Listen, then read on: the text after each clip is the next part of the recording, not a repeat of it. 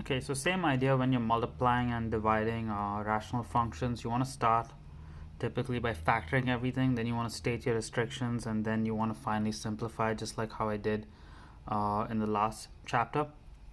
So for this one, there's a couple of different things you can actually do. We can start by stating our restrictions because everything is fully factored. So I know that from the bottom, x cannot equal to 0 and y cannot equal to 0. Those are my two restrictions on the bottom. Next, you can start canceling things off if you want. So I have an x cube on the top, and then I have x times x squared, which is also x cube. Now, if you want to simplify this and you find that a bit hard to cancel, you can also multiply first and then cancel. So if I did multiply first, 2 times 9 is 18, x cubed times x is x4, and then y, that's what I have on the top. The bottom is just 12 x cube y cube. Now I can simplify this if I want. So 18 over 12, I can divide both by 6. That's just 3 over 2. x4 divided by x3, that's just an x on the top. Y over y cubed, that's just a y square on the bottom. Okay, let's take a look at another multiply question. In this one, everything is already factored, so I'm going to start by stating my restrictions. Basically, x cannot equal -2 from that one, +3 from this one, -3 from that one. So those are my three restrictions. Then I can start simplifying. So x minus 3 cancel, x plus 2 and the square cancel, and I'm pretty much left with whatever's left over here. So on the top I have 2 x plus 1, and on the bottom I have x plus 2, x plus 3. Okay, in this next one here, nothing is factored. Again, it's a multiply in this, so nothing is factored. So I'm going to start by factoring everything. If I factor the top right there, that's x minus 4y, x minus y. If I factor the bottom over here, that is x plus 7y, x minus 4y, then multiplied by, if I factor the top over here, that's just x plus 1, or x plus y squared. And if I factor the bottom over here, it's just x plus y, x minus y. Okay, now that everything's fully factored, I can state my restrictions from the entire denominator. So for this one, I'm gonna get x is not equal to -7y. For this one, I'm gonna get +4y.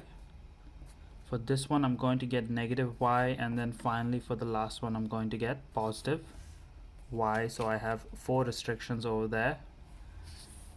Then I can simplify this equation. So x plus y and the square cancel, x minus y and x minus y cancel, x minus 4y, x minus 4y cancel. So I'm left with x plus y on the top and x plus 7y on the bottom.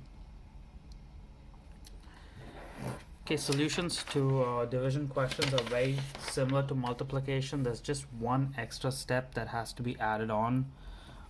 So initially you want to convert the divisions into multiplications by flipping the second fraction around. So I'm going to write the first fraction exactly the same.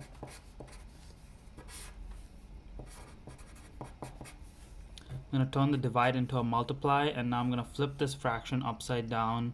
At the same time, I'm also going to factor as well. So the bottom is now 5m plus 4. That's already fully factored. The top I can factor out a 7, and I'm left with m plus 2.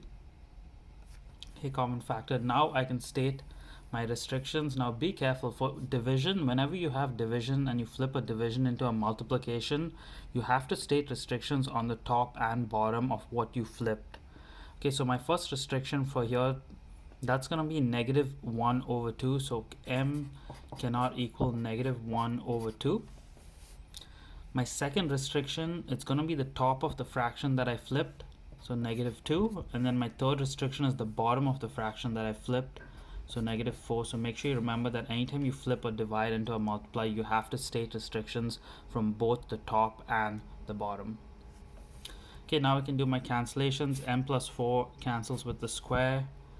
That's the only thing I can simplify in this. So 7 times 3 is 21.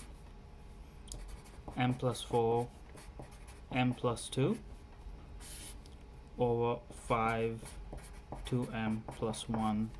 That is my final solution.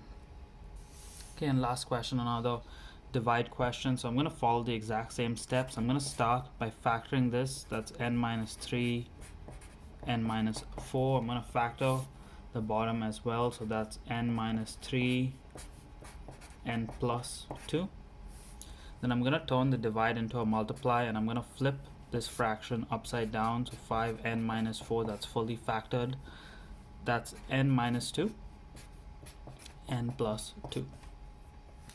Okay, next I'm going to state restrictions on this step. So n is not equal to, the first one is 3, -2, +2,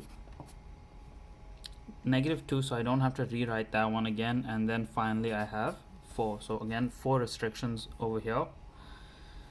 Next I'm going to simplify. So n minus 3 and n minus 3 cancel, n plus 2 and n plus 2 cancel, n minus 4 and n minus 4 cancel. I'm left with 2 n minus 2 over 5 as my final solution.